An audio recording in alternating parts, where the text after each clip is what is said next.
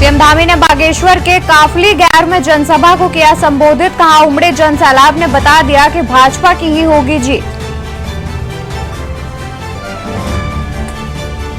प्रदेश में निवेश को लेकर सीएम धामी का आया बयान। कहा, निवेश का डेस्टिनेशन बन रहा उत्तराखंड। उद्योग जगत से लगातार संवाद कर रही सरकार। सीएम धामी ने ग्रामीणों से बागेश्वर उपचुनाव में जीत के लिए मांगा समर्थन। बच्चों को गोद में लेकर सीएम धामी ने किया दुलार।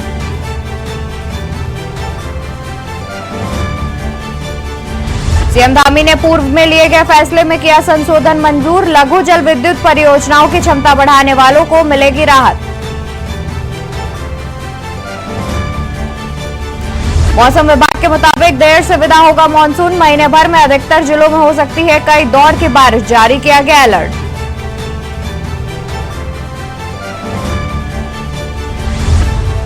राजधानी में रजिस्ट्री फर्जीवाड़ा मामले में हुए कई खुलासे। ब्लैक मार्केट से खरीदे गए 30 से 50 साल पुराने स्टैंप। फर्जीवाड़े को लेकर सीएम धामी सख्त। आप देख रहे हैं के न्यूज, खबरों का सारथी। नमस्कार, मैं हूं आपके साथ अवंतिका अवस्थी। स्वागत है आपका के न्यूज इंडिया में। बात करते हैं उत्तराखंड खबरों की, जहां भारतीय किसान यूनियन पटेल ने आधा दर्जन गांव में पंचायत आयोजित कर बाढ़ से हुए किसानों के नुकसान में दोबारा सर्वे कराए जाए तथा बिजली के बिल 3 माह के बजाय 1 साल के माफ कराए जाने व किसानों के बैंकों का कर्ज माफ कराए जाने की मांग उठाई। साथ ही मांग पूरी न होने पर सरकार के खिलाफ आंदोलन करने की चेतावनी दी।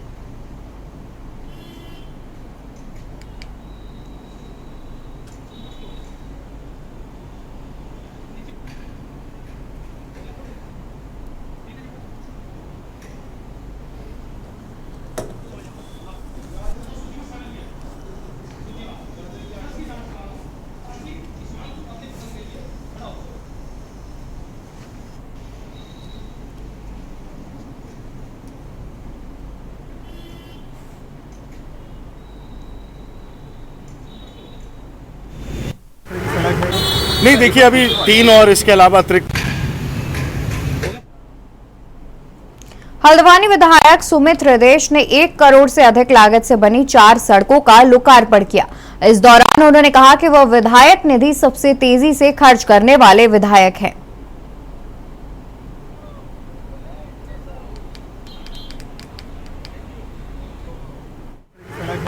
नहीं, देखिए अभी 3 और इसके अलावा अतिरिक्त 4 आज उद्घाटन है, जिसमें से 2 खनन न्यास के मद से हैं और 2 विधायक निधि के हैं। अब आप जानते हैं विधायक निधि सबसे पहले खर्च करने वाला विधायक भी मैं पूरे प्रदेश में था, तो अभी कई सारे लोकार्पण होंगे। हाँ, लेकिन राज्य सरकार को जो दायित्व निभाना चाहिए, जो संरक्षण देना चाहिए और जो विकास के प्रति सोच होनी चाहिए, कहीं ना कहीं उसमें कमी पाई जा रही है। और गड्ढा युक्त सड़कों की आदत हल्द्वानी वासियों को नहीं है, इसलिए बेहद आज कहीं माता जी जहाँ पे भी होंगी उनकी आत्मा में अवश्य कष्ट होगा। तो अवश्य अभी सत्र भी आने वाला है, इस विषय पे गंभीर तरीके से हम प्रश्न भी उठाएंगे और हमारी तरफ से निजी प्रयास जारी हैं और विकास की सोच जारी है। और कांग्रेस की जब भी सरकार रही है, आपने देखा है सड़कों की क्या खुशहाली रही है यहाँ पे, और आज जो बदहाली रही है सड़कों की, उसके लिए जिम्मेदार राज्य सरकार। खबर हल्द्वानी से है, जहां रन फॉर नेशन मैराथन दौड़ में लोगों ने नारेबाजी करते हुए जमकर हंगामा किया। आयोजन के खिलाफ धोखाधड़ी का मुकदमा भी दर्ज कराया गया। आपको बता दें कि नशे के खिलाफ रन फॉर नेशन मैराथन दौड़ शुरू होनी थी, जिसमें काफी संख्या में स्कूली बच्चे हल्द्वानी के MBPG कॉलेज पहुंचे, लेकिन वहां अव्यवस्था देख वहां पहुंचे बच्चे और उनके अभिभावकों में काफी नाराजगी देखने को मिली।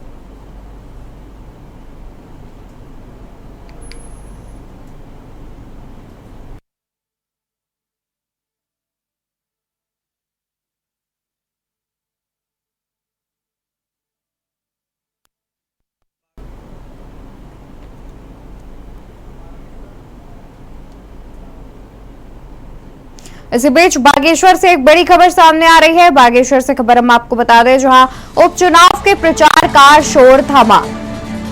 बागेश्वर में उपचुनाव के प्रचार का शोर थमा। प्रचार के अंतिम दिन दोनों दलों ने झोंकी ताकत। भाजपा और कांग्रेस ने पूरी ताकत झोंकी। 5 सितंबर को उपचुनाव के लिए होगा मतदान। खबर बागेश्वर से, जहां उपचुनाव के प्रचार का शोर थमा। बागेश्वर में उपचुनाव के प्रचार का अंतिम दिन दोनों दलों ने झोंकी ताकत। भाजपा और कांग्रेस ने पूरी ताकत झोंकी। बता दें कि बागेश्वर में उपचुनाव 5 सितंबर को होंगे, जिसके चलते कल शाम बागेश्वर के जितने भी प्रचार और प्रसार थे वो थम गए हैं। दो पार्टियां बीजेपी और कांग्रेस में कड़ी टक्कर इस बार देखने को मिलेगी। बता दें कि प्रचार के आखिरी दिन दोनों ही पार्टियों ने अपना अपना जोर शोर दिखाया। बता दें कि बागेश्वर में चुनाव का शोर थम गया है। माफ कीजिएगा, बागेश्वर में चुनाव प्रचार का शोर थम गया है। बता दें कि बागेश्वर में 5 सितंबर को उपचुनाव होने हैं, जिसकी वजह से कल यानी अंतिम दिन प्रचार प्रसार करने की आखिरी तिथि थी। उसके बाद से बागेश्वर में आज से कोई भी प्रचार या प्रसार नहीं होगा। अब सीधे 5 सितंबर को उपचुनाव होने हैं। बता दें कि बागेश्वर में 5 सितंबर को उपचुनाव है, जिसके चलते चुनाव का प्रचार और प्रसार कल शाम ही पूरा हो गया है। इस चुनाव में मुख्य रूप से बीजेपी और कांग्रेस पार्टियां आमने सामने हैं। प्रचार प्रसार में दोनों पार्टियों ने अपनी ताकत झोंकी थी।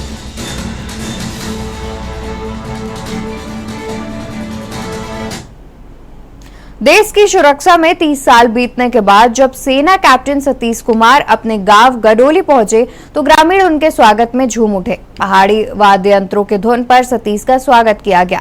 सेना से ऑनरेरी कैप्टन पद से सेवानिवृत्त हुए सतीश कुमार द्वारा देश के सुरक्षा में कई ऑपरेशन में हिस्सा लेकर देश के दुश्मनों को धूल चटाई। सतीश ने ऑपरेशन विजय, ऑपरेशन कारगिल, ऑपरेशन रक्षक, ऑपरेशन प्रकाशम, ऑपरेशन राइनो में हिस्सा ले चुके हैं और देश की सुरक्षा के लिए अपना पूर्ण योगदान सेना में रहकर दे चुके हैं।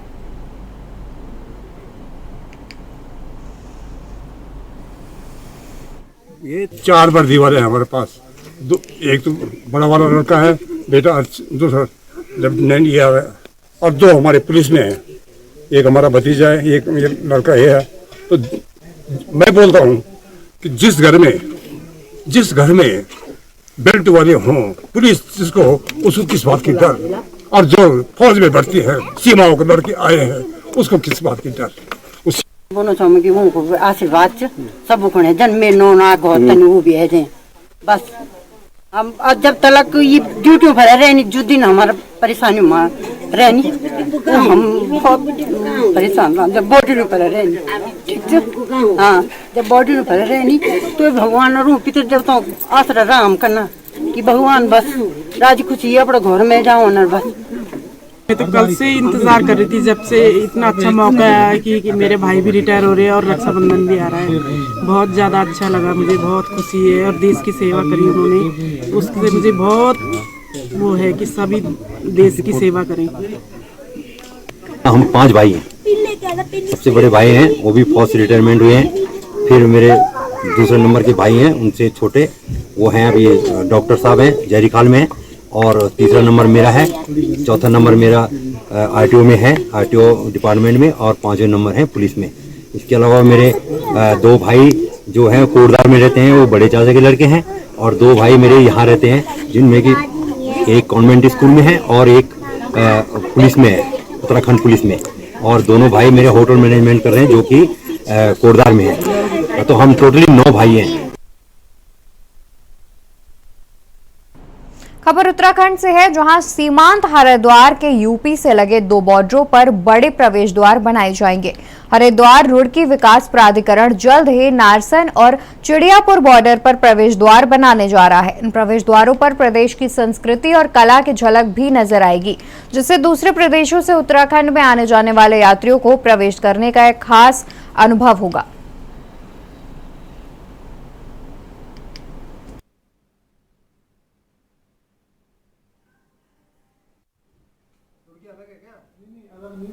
देखिए, जब हम उत्तराखंड में एंटर करते हैं तो अभी बिकॉज हमारे बॉर्डर्स के बारे में ज़्यादा आइडेंटिफिकेशन के लिए कोई गेट नहीं है, तो माननीय मुख्यमंत्री जी का यह आदेश है और उनकी ये इच्छा भी है कि जब उत्तराखंड में हम एंटर करें तो ये पता लगे लोगों को कि आप गेटवे टू हिमालयाज़ में एंटर कर रहे हैं। तो और उसी हिसाब से हम लोग वहाँ के गेट्स बनाने वाले हैं। ये जो गेट्स रहेंगे, it won't be simply a gate, इसमें हम लोग कोशिश करेंगे कि उत्तराखंड की संस्कृति झलके और लोगों को एक अलग फीलिंग आए जब वो उसमें एंटर करें। प्रदेश सरकार के कार्यों का विरोध करने पर 2 दिन पूर्व कांग्रेस कार्यकर्ताओं पर हरिद्वार प्रशासन द्वारा सख्त कार्रवाई करते हुए 2 कार्यकर्ताओं को गिरफ्तार किया गया था, जिसके विरोध में कांग्रेस कार्यकर्ता सड़कों पर उतरे, जिसको देखते हुए भारी पुलिस बल की तैनाती की गई। कांग्रेस कार्यकर्ताओं का आरोप है कि सरकार विपक्ष की आवाज दबाने का कार्य कर रही है, मगर कांग्रेस इस मामले में पीछे नहीं हटेगी और लगातार सरकार के विरुद्ध प्रदर्शन करेगी।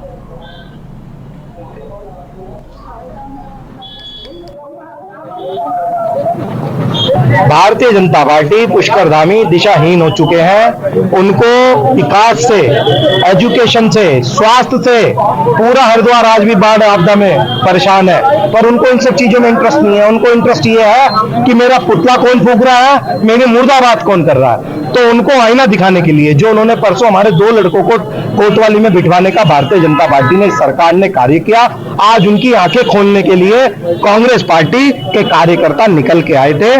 और ये बड़ा क्लियर और स्ट्रेट फॉरवर्ड मैसेज है कि आप अगर 2 आदमी बिठाओगे तो हम 200 तैयार हैं बैठने के लिए।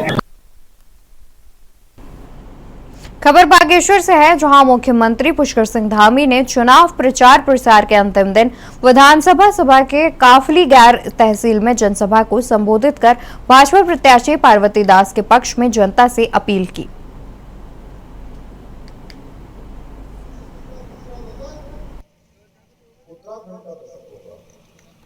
हर मामले में उत्तराखंड आगे होगा, हर मामले में उत्तराखंड का नाम सबसे आगे होगा। उस दशक को बनाने का चुनाव है ये चुनाव। खबर अल्मोड़ा से है, जहां जयश्री कॉलेज के छात्रों ने लगाया कॉलेज के चेयरमैन पर धोखाधड़ी का आरोप। अल्मोड़ा नगर के खत्याड़ी स्थित जयश्री कॉलेज के पूर्व पैरामेडिकल छात्र जयश्री कॉलेज के खिलाफ धरने पर बैठ गए। छात्रों का कहना है कि कॉलेज के चेयरमैन ने उनके साथ धोखाधड़ी की है। जयश्री कॉलेज के पूर्व छात्रों का कहना है कि उन्होंने जयश्री कॉलेज में 2016 में 2 वर्षीय DMLT डिप्लोमा कोर्स में एडमिशन लिया था, जिसके लिए उन्होंने 1,20,000 से अधिक फीस दी थी, परंतु आज 5 वर्ष बाद भी विद्यार्थियों का रजिस्ट्रेशन नहीं हो पा रहा है, क्योंकि उत्तराखंड में 2 वर्षीय DMLT डिप्लोमा कोर्स के रजिस्ट्रेशन वर्ष 2015 से बंद कर दिए गए थे।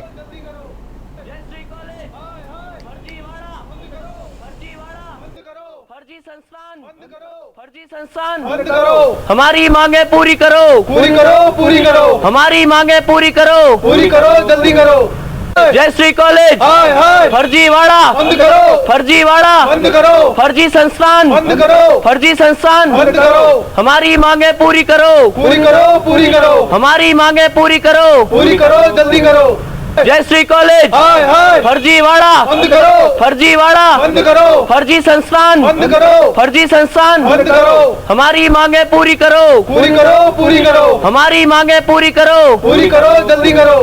जयश्री कॉलेज फर्जीवाड़ा बंद करो, फर्जीवाड़ा बंद करो, फर्जी संस्थान बंद करो। इसी बीच देहरादून से खबर सामने आ रही है। देहरादून से खबर हम आपको बता दें, जहां बीजेपी ने मुख्य निर्वाचन आयुक्त को लिखा पत्र। बीजेपी के प्रदेश अध्यक्ष महेंद्र भट्ट ने लिखा पत्र। ऑब्जर्वर राजेश कुमार की कार्यशैली पर उठाए सवाल। राजेश कुमार का आचरण अशोभनीय, संदेहास्पद। खबर देहरादून से बता रहे हैं, जहां बीजेपी ने मुख्य निर्वाचन आयुक्त को लिखा पत्र। बीजेपी के प्रदेश अध्यक्ष महेंद्र भट्ट ने लिखा पत्र। ऑब्जर्वर राजेश कुमार की कार्यशैली पर उठाए सवाल। राजेश कुमार का आचरण अशोभनीय, संदेहास्पद, इस प्रकार से कुछ महेंद्र भट्ट ने कहा है। बता दें कि बीजेपी ने मुख्य निर्वाचन आयोग को पत्र लिखकर बीजेपी के प्रदेश अध्यक्ष महेंद्र भट्ट ने पत्र लिखा है। बता दें, पत्र लिखकर ऑब्जर्वर राजेश कुमार की कार्यशैली पर सवाल उठाए गए हैं। रुकेंगे एक छोटे से ब्रेक के लिए, जल्द हाजिर होंगे अन्य खबरों के साथ। आप देख रहे हैं के न्यूज, खबरों का सारथी। ब्रेक से वापस आ गए हैं। रुक करते हैं खबरों का। खबर उधम सिंह नगर से है, जहां रुद्रपुर स्थित पंतनगर थाना पुलिस ने 150 सीसीटीवी कैमरे खंगालने के बाद शहर से हुई चोरी की 10 बाइकों को बरामद करने के साथ ही चोर गिरोह का पर्दाफाश किया। चोरी की बाइकों सहित 2 आरोपी गिरफ्तार किए हैं। एसपी सिटी मनोज कात्याल ने मामले का खुलासा अपने कार्यालय में किया।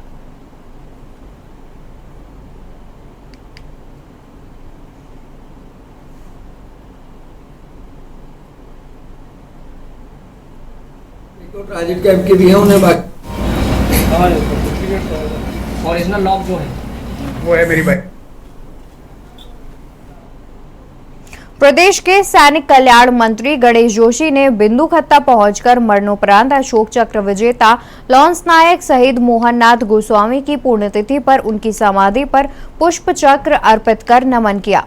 इस दौरान सैनिक कल्याण मंत्री गणेश जोशी ने कहा कि मरणोपरांत देश के सर्वोच्च पुरस्कार अशोक चक्र से सम्मानित लॉन्स नायक शहीद मोहननाथ गोस्वामी के पराक्रम को हमेशा याद किया जाएगा। उनके द्वारा जो अदम्य साहस दिखाते हुए कुपवाड़ा में आतंकियों से लोहा लेते हुए वीरगति को प्राप्त हो गए थे, जिनके बलिदान को हमेशा याद किया जाएगा। साथ ही मंत्री ने समाधि स्थल पर शहीद मोहननाथ गोस्वामी की प्रतिमा लगाए जाने की घोषणा करते हुए जिला सैनिक कल्याण अधिकारी को निर्देश दिए।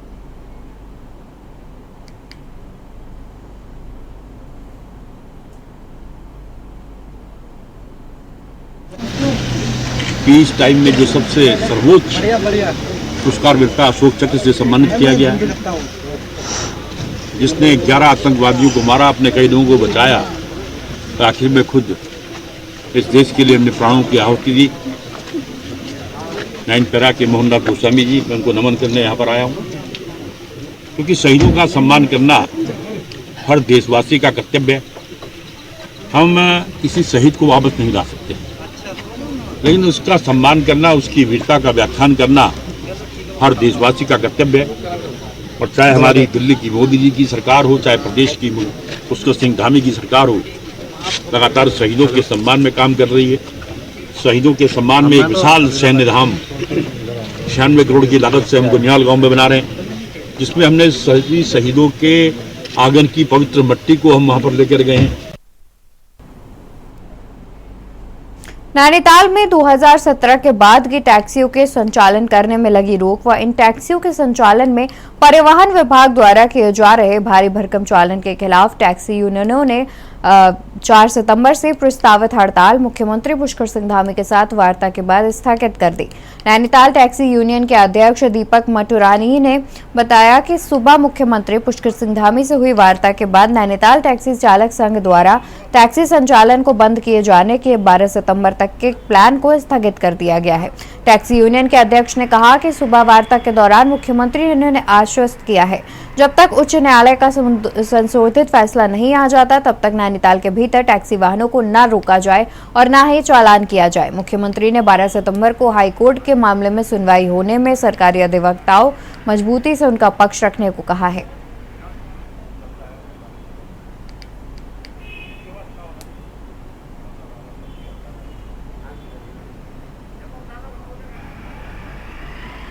सुबह 7:30 बजे हमारी उनकी मीटिंग के साथ कॉल हुई। उन्होंने हमें एक सही डिसीजन देके हमारी जो 4 तारीख से हड़ताल थी उसको खत्म कराया। उसमें उन्होंने हमारे महासंघ के सभी पदाधिकारियों को ये बोला कि 12 तारीख की जो आपकी डेट है उसमें हमारी तरफ से हमारा सरकारी वकील आपकी पैरवी करेगा और कोई ना कोई अच्छा संदेश आपको मिलेगा।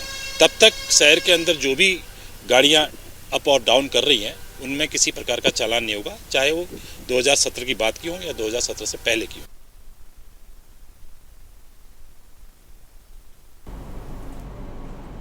खानपुर क्षेत्र के लंढौरा नगर पंचायत का एक अजीबोगरीब मामला सामने आया है, जिसमें बताया गया है कि नगर पंचायत ने सड़क का निर्माण किए बिना ही 7 गांठ कर ठेकेदार को लाखों का भुगतान कर दिया। इस बात का खुलासा आरटीआई कार्यकर्ता द्वारा मांगी गई सूचना में हुआ है।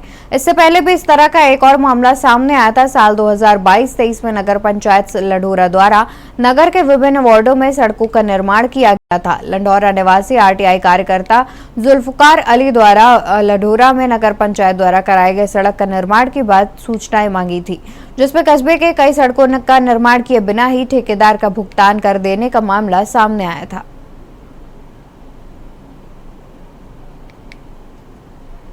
प्रॉपर्टी डीलर्स है, नगद पैसा लेकर ठेकेदारों से अलग, उसके उनकी प्रॉपर्टी डीलर की जमीन में जो उन्होंने कॉलोनी काट रहे हैं, जहाँ वहाँ सड़क डाल रहे हैं निजी संपत्तियों पर, खेतों के बीच में उनका कोई अधिकार ही नहीं है। निजी संपत्ति पर डाल ही नहीं सकते सड़क, किसी की कोई नियम ही नहीं है। तो किस तरह की मिली भगत चल रही है? ये 60 गांठ चल रही है, पैसे प्रॉपर्टी डीलर से पैसे ले रहे हैं और सड़क डाल रहे हैं उनके प्लॉट में जाने के लिए, उनकी जान बच रही है। 50-50 लाख की सड़क है।